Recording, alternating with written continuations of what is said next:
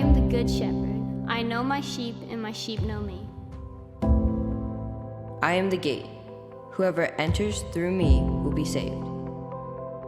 I am the true vine, and my Father is the gardener. If you remain in me, and I in you, you will bear much fruit. I am the light of the world. Whoever follows me will never walk in darkness, but will have the light of life. I am the bread of life. Whoever comes to me will never go hungry, and whoever believes in me will never be thirsty. I am the way, and the truth, and the life. No one comes to the Father except through me. I am the resurrection and the life. Everyone who lives and believes in me will never die.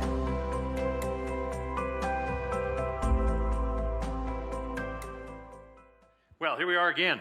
I don't know about you, but I'm liking this series. This has been really good. Good to hear. Hey, before we start, this is Super Bowl Sunday. And I know it's a wide spectrum of I could care less to I really want this team to win. But I just wanted to address the far into the Super Bowl crowd for just a second, because ran across this ad in the paper just to tell you how serious people are and how they're willing to give things up for the Super Bowl.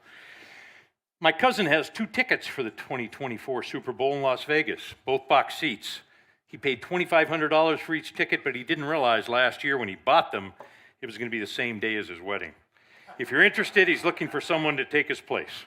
At the Methodist Church, St. Mary's, Ohio.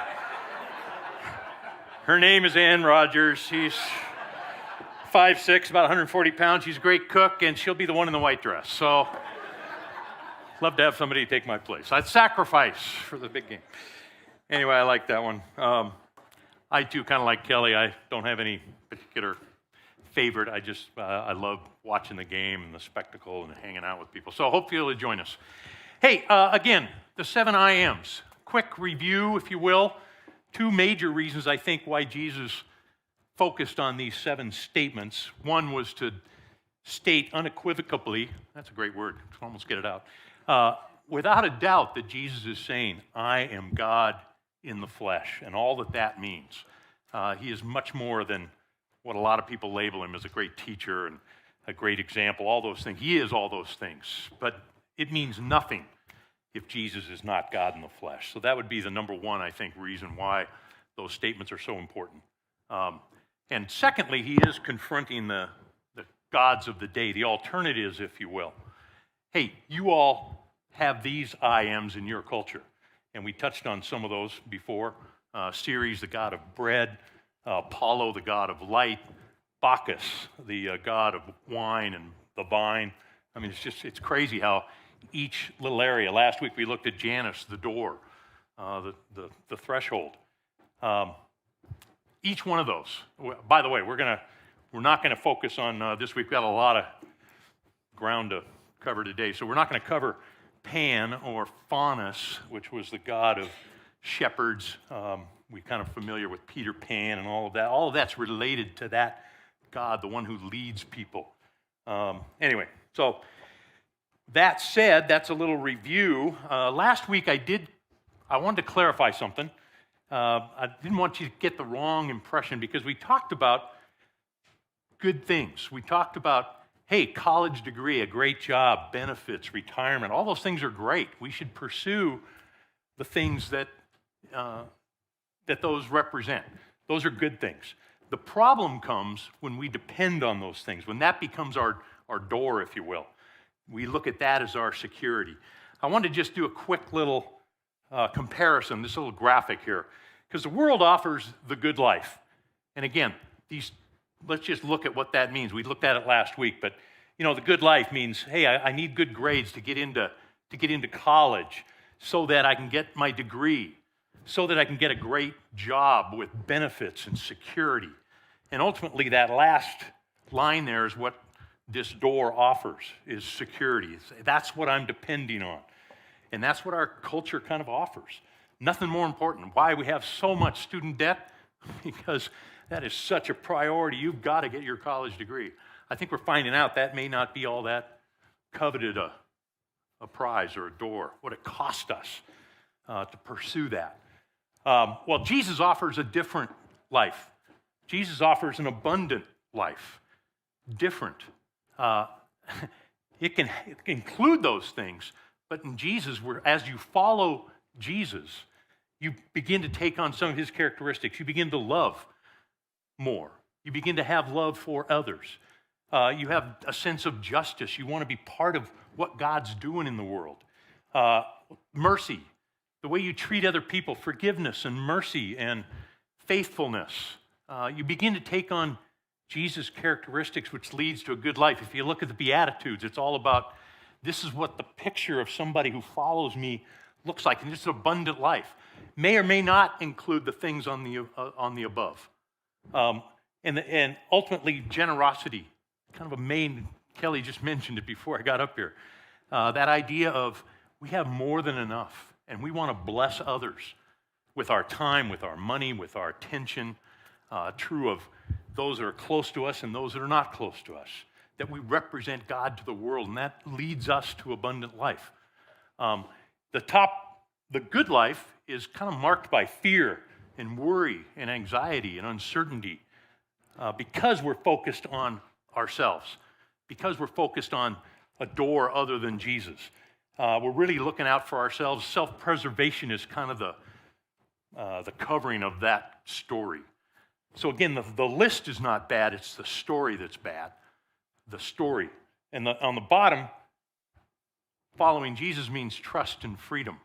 And it's self-sacrifice because it represents God. That's how we put God on display in the world. A verse here I wanted to kind of emphasize, kind of talk about that. Philippians 2, 3, and 4 says, "Do nothing out of selfish ambition or vain conceit.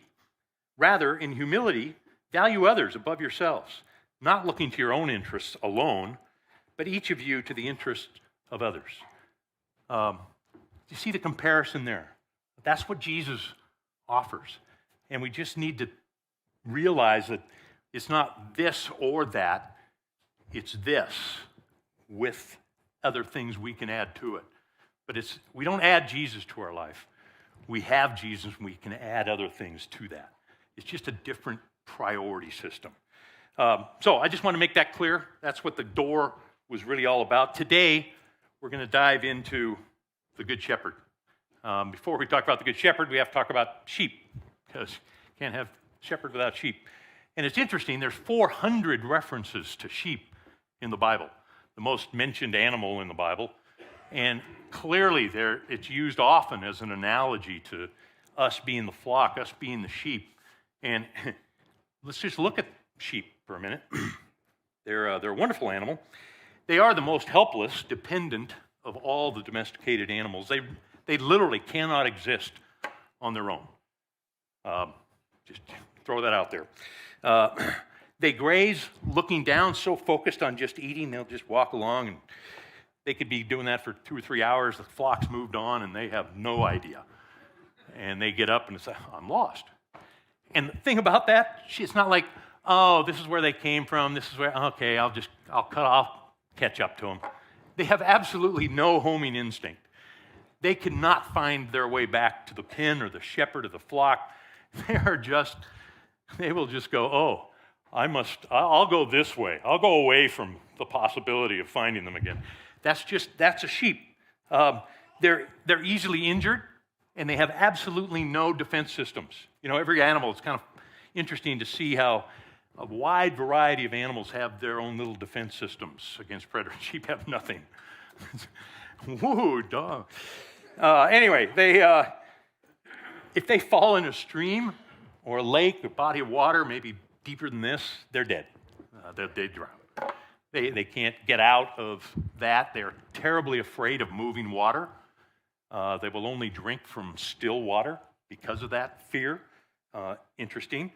If they fall in a ditch, well, let's just look at that one. This is kind of fun.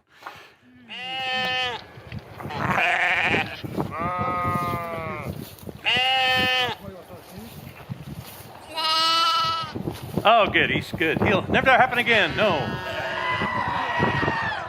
С этой стороны, против солнца.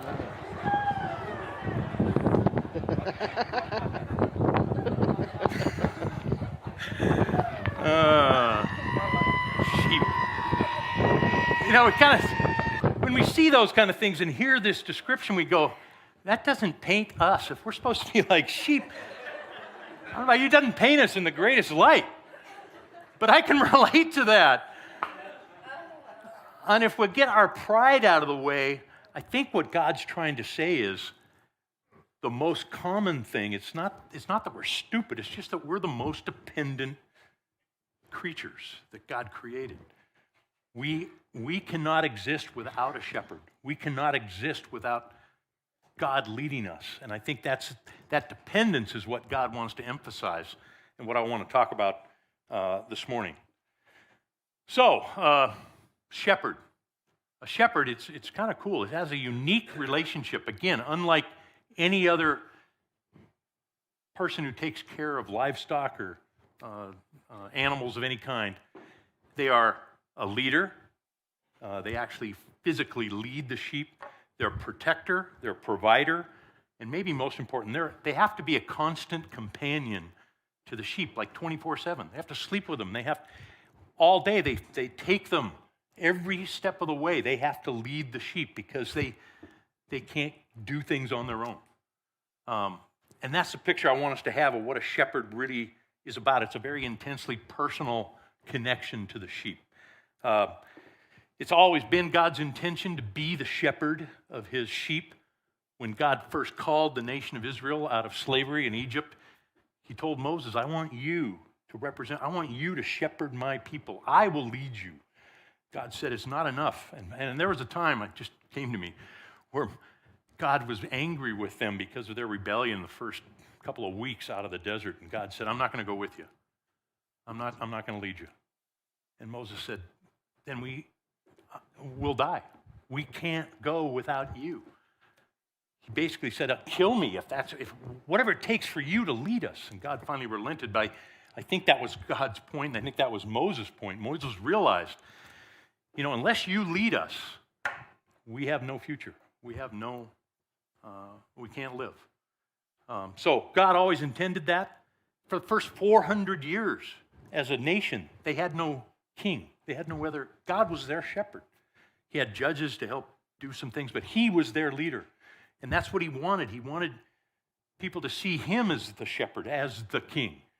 And the people kind of got tired of that, and they said, hey, look at all these other nations. Every other nation has a king. They have people you can see and touch and feel and follow. We want a king. So they rebelled against God. We don't want you as our good shepherd anymore. We want a king. We want to follow a king. And most of us probably realize that didn't go well. The first king was Saul. God gave in and go, okay, I'll give you a king. That's what you really want. You want to follow me? You'll follow this king. And he was everything they would have wanted. He was a military leader. He was, strong, and he was handsome. But it didn't go well. He failed miserably. And then David came along. David was, by the way, the only king of Israel that's referred to as a shepherd. David's the only one that got it right, and he still was insufficient. He still failed in a number of ways. But he was the closest there was. And then every other one was a miserable failure because no one can take the place of God as our shepherd. It says this in Ezekiel. There's two parts to this. One is just the state of things. This is several hundred years later. Ezekiel writes, representing God, this is what the sovereign Lord says. Woe to you, shepherds of Israel, who only take care of yourselves. Should not shepherds take care of the flock? You eat the curds, you clothe yourself with wool and slaughter the choice animals, but you do not take care of the flock. You have not strengthened the weak or healed the sick or bound up the injured. You have not brought back the strays or searched for the lost.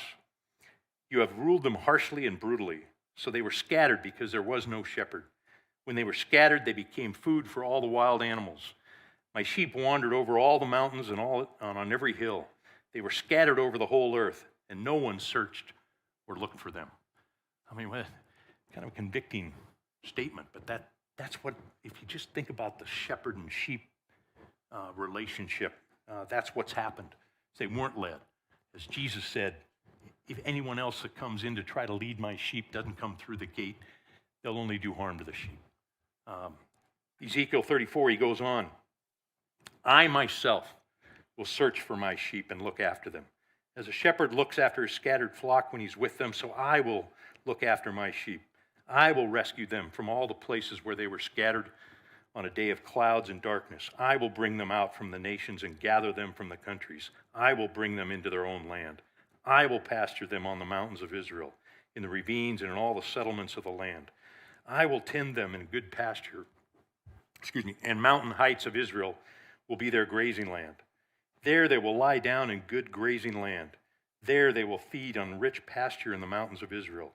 I myself will tend my sheep and have them lie down, declares the Lord. I will search for the lost and bring back the strays. I will bind up the injured and strengthen the weak. But the sleek and the strong I will destroy. I will shepherd the flock with justice. So God says, I'm going to be the good shepherd again. And he's really looking ahead to when Jesus will be God in the flesh and declare, I am the good shepherd. Jesus said this before that in Matthew 9. When he saw the crowds, he had compassion on them because they were harassed and helpless like sheep without a shepherd. So you just kind of get the sense of God's heart for us.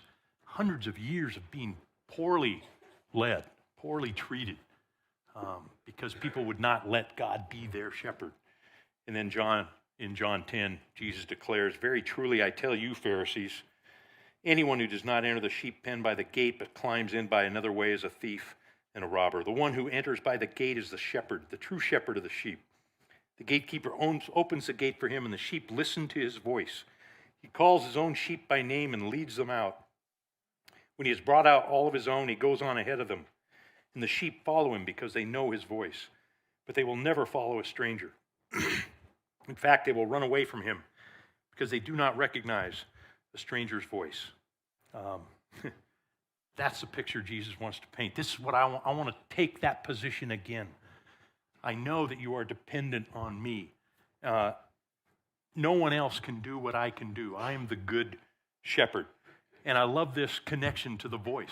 The relationship is connected, is implemented by this voice relationship. And it's amazing how personal that is. I just want to show a video here of how that works, what Jesus just said. Still happens today. But this is a...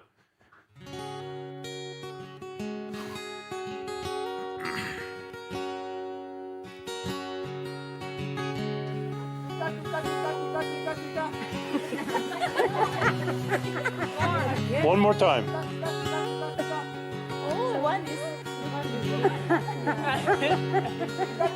He's telling him what to say. Here's what you need to say.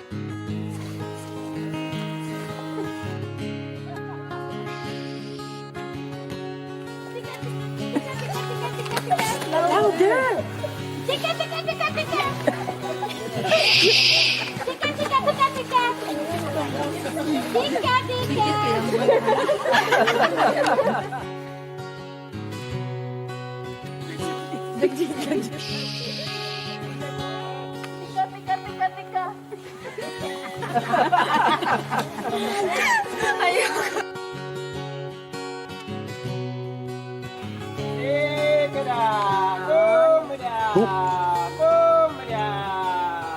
Look at them, look at them.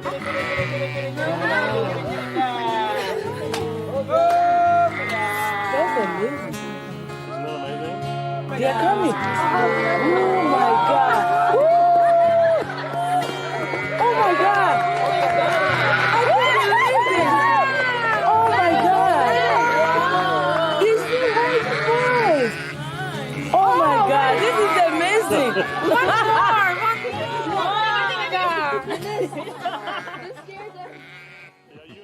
Love that image. I love that picture. The voice is the only link for the sheep to security, safety, to life, to prosperity, to a full life for the sheep depends on the voice of the shepherd. Everything in their life depends on the voice of the shepherd. My question is for us, kind of a convicting question to me this week as I thought about this, how dependent are we, how dependent am I on the voice of Jesus? How do we hear his voice? How do we have confidence in that we're hearing God's voice? I would use one word. It's relationship. I mean, you look at that. Again, if Jesus is the 24/7 companion of these sheep, they'll know his voice. You can't know his voice if you're not with him. If you're around him, you got to be in earshot. So I just have to ask us, where are we in earshot of Jesus? Are we in a place where we can even hear his voice? Or are we too far away? I had a little analogy here. This is going to date me and embarrass me, but that's okay. Because on my radio in my car, that's a radio, that's a thing in the middle of your dash sometimes.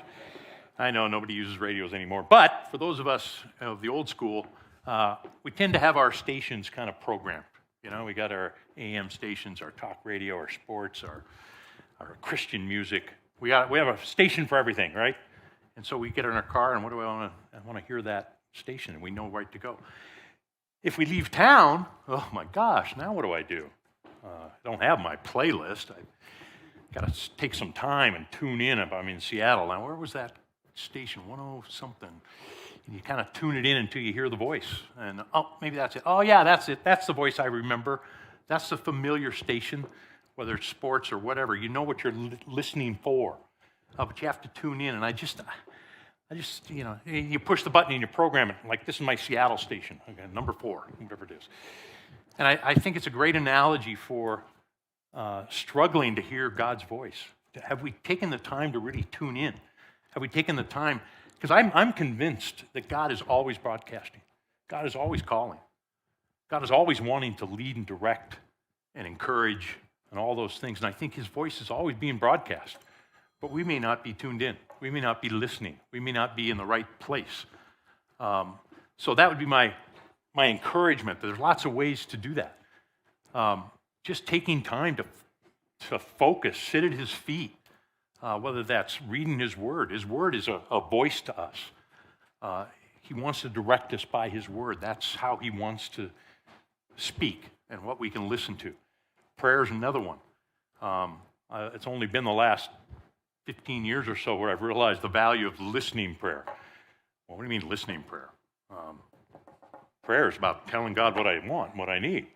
But listening prayer, where you just sit and tune in, you just kind of, okay, I think this is what God's trying to tell me. You get used to his voice. You can separate his voice from other voices. You know, again, that John 15, Kelly mentioned a couple weeks ago, I am the vine.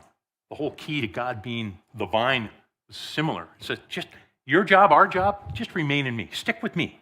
Be in earshot. Whatever that takes for you to develop that connection, do that. I'll produce the things in you that you need. I will lead you to places you need to go. Your job, just listen to my voice. Be near me. You know, like the door analogy, there's lots of voices in our culture. We all, you know, I asked this question of our small group last week. Just happened to be, we're in John 10. Oh, coincidental. And I said, hey, I asked 2 questions. What's the loudest voice in your world right now? You know, it could be your peers, could be your family, depends on your time of life, could be your professors, could be social media. You know, I was convicted that probably the loudest voice, the one that I hear maybe the most, is probably social media. You know, how many hours a day do people sit there and hear what the world is about, what the world thinks of us, how we want to connect to the world, the voice we want to follow, what is it telling us to do? News, sports, you know, lots of voices. Some of them are good, family, parents, but none of those are the good shepherd. There are good voices, but nothing takes the place of the good shepherd that wants to give us a rich, abundant life. Well, so which voice do you listen to? Which one do you depend on? Which one do you tend to follow? That's a convicting question. Encourage us to kind of take a little time and think about that, because as sheep, we get distracted pretty easily. And we maybe get too used to other voices and lose sense of God's voice in our life. I want to spend just a couple minutes talking about maybe one of the more famous passages in the Bible, written by David, the only one with the label of shepherd of his people of Israel, but he wrote Psalm 23, written by King David. He was a shepherd himself. He knows, intimately what a relationship of a shepherd is like to a sheep and what a good shepherd is about. So he writes this describing God, and I just want to read each line and kind of give us a sense of what that meant, what it means to us. The Lord is my shepherd, I shall not want. I lack nothing. You know, when we follow him and we put ourselves in earshot and we listen to his voice, we follow him, we lack nothing. He provides everything we need. He's our provider. May not get everything we want, but he will get everything we need. That's his promise. You will have everything you need because I'm a good shepherd. He makes me lie down in green pastures. There's only sheep very rarely lie down. The only time sheep lie down is when they're satisfied, when they're filled, they've grazed enough, and they're at peace. They're not worried. They're not looking around wondering, who's after me. I think that's what happens when we follow Jesus. We get satisfied, we get filled, and we're at peace. Life's good. Regardless of, could be lots of predators out there, but we're unaware of them because we're with the shepherd. I love that image. He leads me beside the still waters. We talked about the fear that sheep have of running water. Well, God leads us to still waters. He wants to take away that fear in us. Their great line, that I think I spoke about this a few months ago, but the relationship between fear and faith. They're inseparable a lot of times. And Jesus, almost every time he told his disciples, the most common phrase he used was, "Don't be afraid."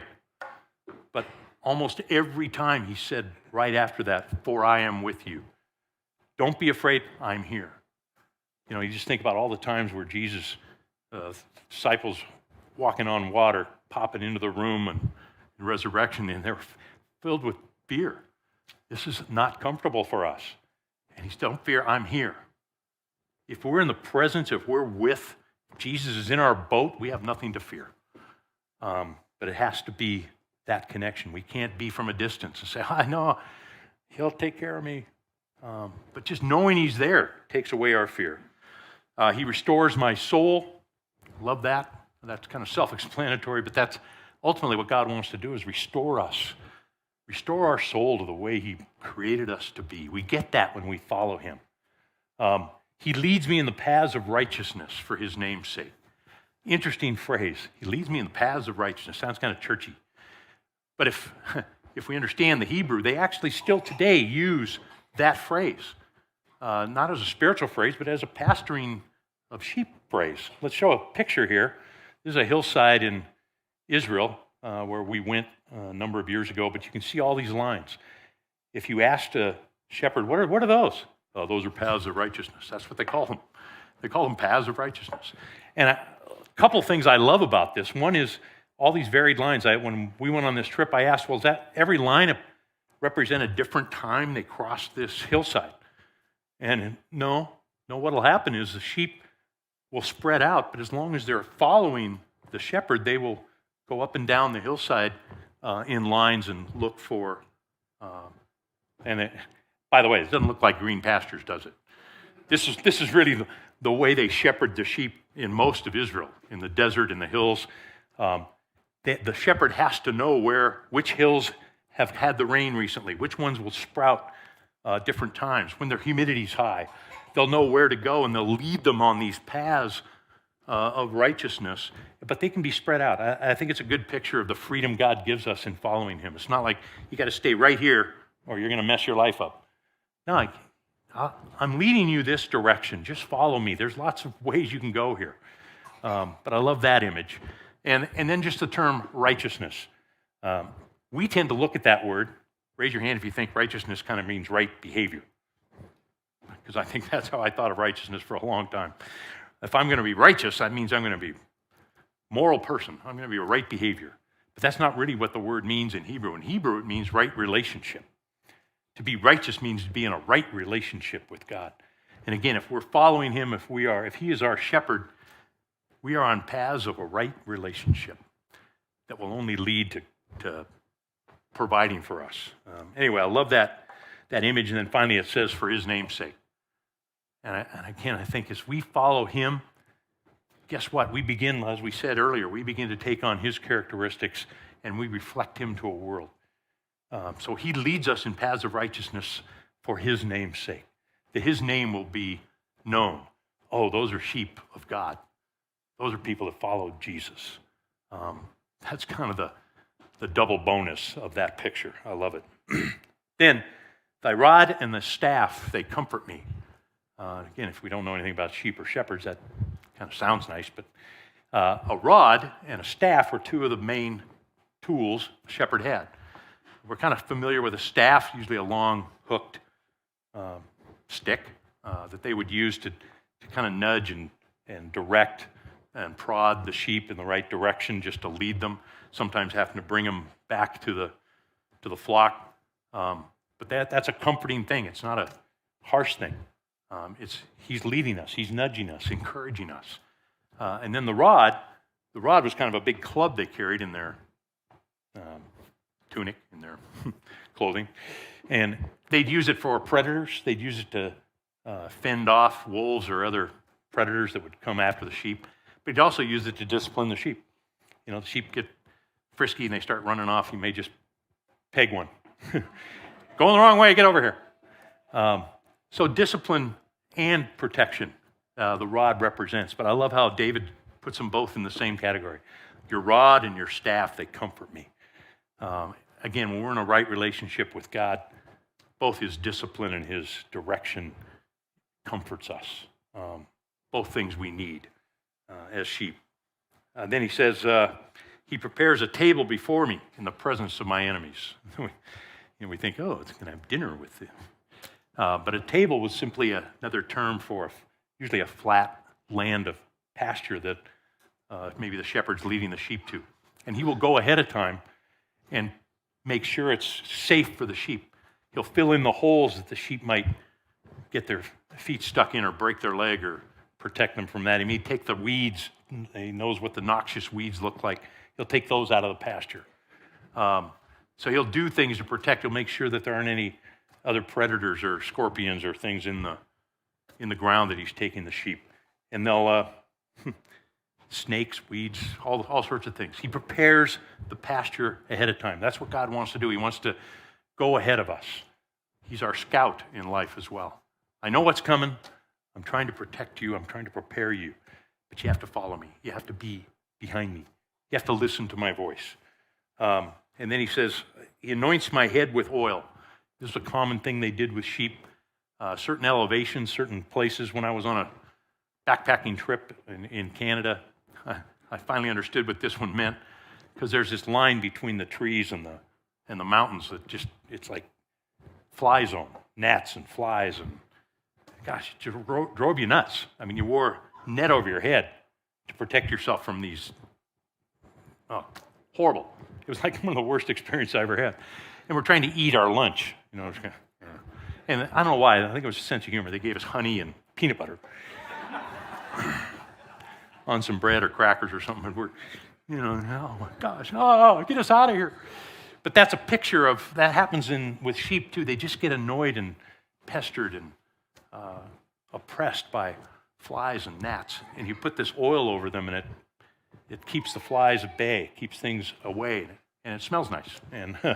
But I think that's a great picture of how God wants to protect us in a sense. The oil is represented by or Holy Spirit is represented by oil in the Bible, the Old Testament particularly. So God gives us his Holy Spirit, which kind of keeps those oppressing, irritating things in our life at bay. That's just one of the things the Holy Spirit will do for us. Then he says, my cup runneth over. Again, I don't know why we get the idea that God's holding out on us. But not only did he start out this passage in Psalm 23 about, I will not want anything. I will lack nothing. But he goes farther and says, my cup runs over.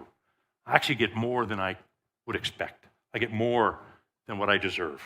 Ephesians 3:20 says, now to him who is able to do immeasurably more than we may ask or even imagine, according to his power that's worked within us. That's God's nature. He said, I want your cup to run over.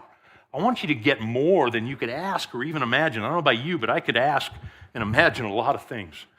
But when I'm following him, those are going to be good things. And he wants to give us those things in abundance. And then finally, surely goodness and mercy will follow me all the days of my life. When we follow him, what trails behind us are goodness and mercy. Maybe we have a trail. We're blazing a trail behind us that other people go, I want that. Well, you have to follow the shepherd. That's how you get goodness and mercy all of your life. We kind of have a trail behind us. And I will dwell in the house of the Lord forever. Ultimately, this is an eternal thing. This is what God created us for. He created us to be with him forever. As a good shepherd on this earth, in this physical life, we can experience what that's going to look like forever. So he's, again, our good shepherd, our provider, our protector, our leader, our constant companion. That's the image that David points to. And then finally, I didn't read the end of the John 10 passage. Let me finish the way Jesus did. John 10, 11 to 18. I'm the good shepherd. The good shepherd lays down his life for the sheep. The hired hand is not the shepherd and does not own the sheep. So when he sees the wolf coming, he abandons the sheep and runs away. Then the wolf attacks the flock and scatters it. The man runs away because he's a hired hand and cares nothing for the sheep. I'm the good shepherd. I know my sheep, and my sheep know me. Just as the Father knows me, and I know the Father. I lay down my life for the sheep. I have other sheep that are not of this sheep pen. Up until this point, he's been talking about his people, the Jewish nation, and now he turns his attention to us. And he says, I have other sheep that are not of this sheep pen. I must bring them also. They too will listen to my voice. And there shall be one flock and one shepherd. The reason my Father loves me is that I lay down my life, only to take it up again. No one takes it from me. I lay it down of my own accord. I have authority to lay it down, and I have authority to take it up again. This command I received from my Father. 5 times in 7 verses. I lay down my life. The number one characteristic, the number one quality of a good shepherd is his willingness to put his life on the line for his sheep.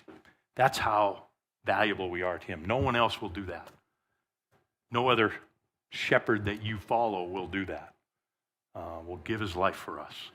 And more than that, it's necessary that he lays down his life for us. Remember when we talked about sheep gets focused, they get lost, however they get separated, they are totally dependent on the shepherd coming for them if they want to have life. Once they get separated, the shepherd has to come for them or they're done. That's the image I want to leave us with tonight. Isaiah 53:6, or today. Is this night? Feels like it. We all, like sheep, have gone astray. Each of us has turned to our own way, and the Lord has laid on him the iniquity of us all. So God still looks at us sheep, not as just as dependent animals that need him. That's the way he created us. That life begins when we're connected to the shepherd. Lots of ways we can get separated, friends. I want to close with this picture, this video. Just want to talk about this. This is just what it looks like. I want us to have this picture in our mind that here's a sheep that for whatever reason, maybe he just wandered off. He just got distracted. Maybe he was wounded, couldn't keep up. Maybe he's rebelled. Maybe he just said, you know what, I don't want to follow this shepherd anymore. Turned around, went a different way. It does not matter to the shepherd how or why the sheep got separated. It doesn't change his response. Whether it's open rebellion, whether it's just hurt, not even able or willing to listen to his voice, he'll come after the sheep. And the way Jesus does that, the way he rescues us, the way he comes after us is by laying down his life. That's how we all have been separated, and Jesus comes after us by dying for us. That is the only way we can have life, is if Jesus lays down his life.